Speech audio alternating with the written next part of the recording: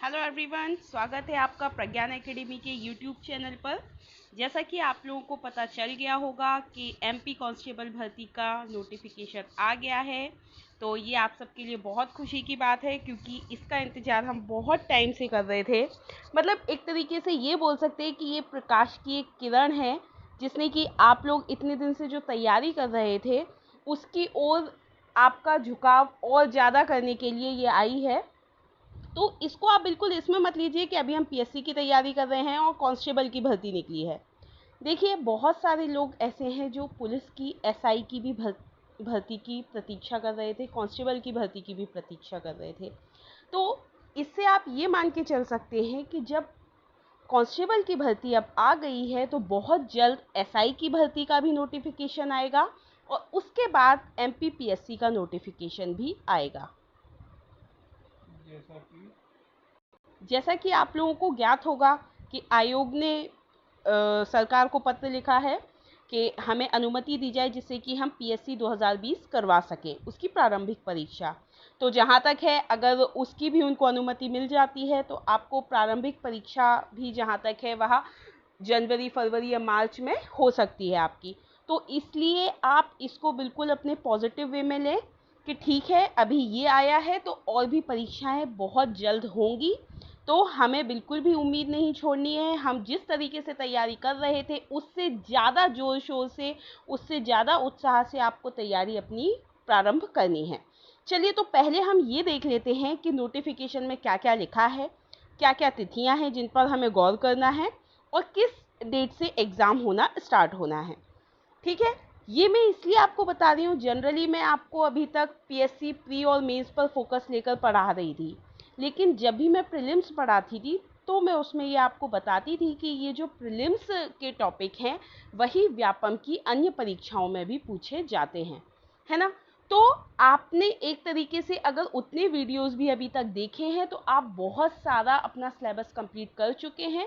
और मैं कोशिश करूंगी कि आपको प्रीलिम्स के पॉइंट ऑफ व्यू से ज़्यादा बता सकूं, जिससे आपके ऑब्जेक्टिव क्वेश्चंस बहुत अच्छे हो जाएं। ठीक है, तो चलिए, ये बहुत खुशी की बात है। तो चलिए हम खुशी खुशी इसके बारे में पूरा डिस्कस करते हैं। तो पुलिस मुख्यालय गृह पुलिस मध्य प्रदेश शासन के अंतर्गत आरक्षक संवर्ग की भर्ती हेतु भर्ती परीक्षा, इसके लिए हम बहुत दिन से सोच रहे थे कि कब आएगा। तो चलिए, आज 22 तारीख को आ गया है। इसमें क्या क्या लिखा है ये हम देख लेते हैं। विभागीय नियमों एवं परीक्षा संचालन के संबंध में विस्तृत नियम पुस्तिका का प्रकाशन 25/11/2020। ऑनलाइन आवेदन करने की जो तिथि है वह है 24 दिसंबर 2020 से 7 जनवरी 2021 तक। ये आपको बिल्कुल ध्यान रखना है, 24 दिसंबर से स्टार्ट होगा फॉर्म भरना और जो कि 7 जनवरी तक चलेगा। अभी तो यही है, फिर हो सकता है कि जब आएगा आपका ये फॉर्म भरने का, तब हो सकता है डेट थोड़ी बहुत एक्सटेंड भी हो, बट अभी तो हमको यही मान के चलना है। फिर संशोधन की तिथि दी हुई है 12 जनवरी। उसके बाद परीक्षा की तिथि दी हुई है 6 मार्च 2021। सबसे ज़्यादा इम्पॉर्टेंट यही डेट है, क्योंकि एग्ज़ाम जो होना है कांस्टेबल का वह 6 मार्च 2021 से प्रारंभ होना है। जैसा कि पता होगा आपको, ऑनलाइन एग्ज़ाम होता है जो कि अलग अलग डेट में, मतलब अलग अलग स्टूडेंट को अलग अलग डेट मिलती है। तो इसलिए तो ये 4 मार्च से स्टार्ट हो जाएगा और फिर आप लोगों का यह एग्ज़ाम चलेगा। ठीक है, तो मतलब आपको 6 मार्च से स्टार्ट हो जाएगा और फिर एग्ज़ाम चलेगा। तो आप ये मान के चलिए कि 6 मार्च से एग्ज़ाम स्टार्ट है। भले ही आपको बाद की डेट मिल रही है, लेकिन आपके लिए तो यह जो एग्ज़ाम की डेट है वह क्या है, 6 मार्च है। ठीक है, तो चलिए, 6 मार्च से पेपर है तो आप बिल्कुल अपनी पूरी शक्ति लगा दीजिए।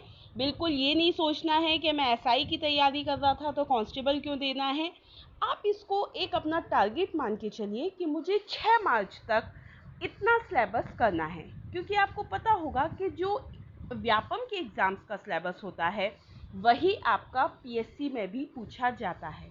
ठीक है, तो एक तरीके से आपकी बहुत अच्छी तैयारी होगी और मैं पूरी कोशिश करूंगी कि आपका बहुत सारा सिलेबस, मतलब जहाँ तक है पूरा सिलेबस मैं कंप्लीट करवा सकूँ।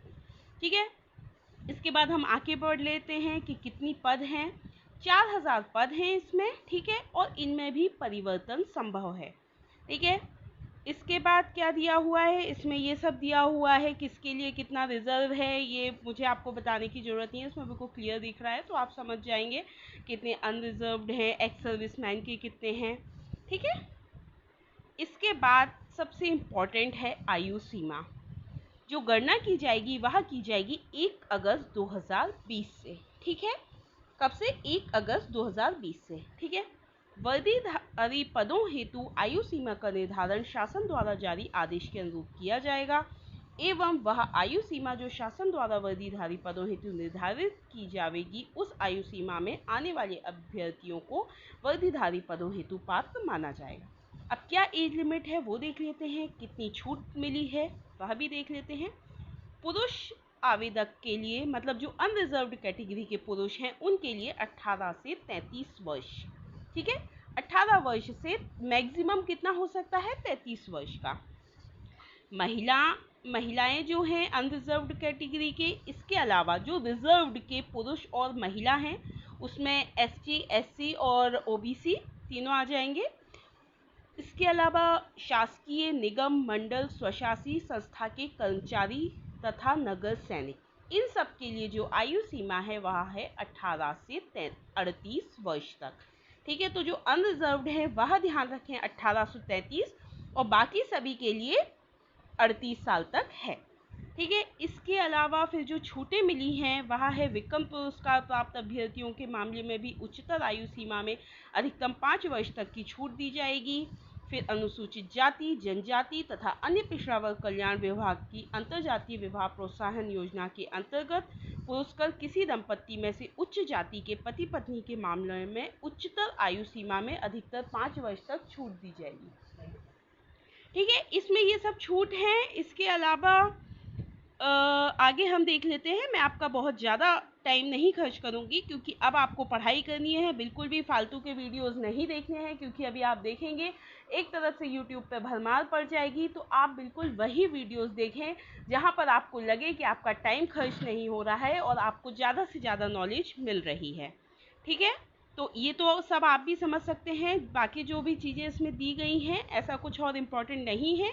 अब मैं एक वीडियो डालूंगी जिसमें मैं पूरा सिलेबस डिस्कस करूंगी, कांस्टेबल की परीक्षा में क्या क्या पूछा जाना है। ठीक है। तो हम उनमें से एक एक टॉपिक लेकर पूरा कंप्लीट करते चलेंगे। उम्मीद है कि आपको समझ में आ गया होगा कि इसमें क्या क्या इम्पोर्टेंट चीज़ें हैं। अब आप लोग बिल्कुल भी अपना टाइम वेस्ट मत कीजिए और बिल्कुल पूरे उत्साह से तैयारी में जुट जाइए। बहुत सारी एक तरीके से जो रिक्तियां हैं वो बहुत है, 4000 वैकेंसी हैं, तो 4000 कम नहीं होती। आप लोगों ने बहुत संघर्ष किया है, हम लोगों ने भी संघर्ष किया है, सभी यूट्यूबर्स ने संघर्ष किया है, भोपाल में बहुत आंदोलन किए थे हमने, और उसी का फल है जो कि आज ये भर्ती आई है।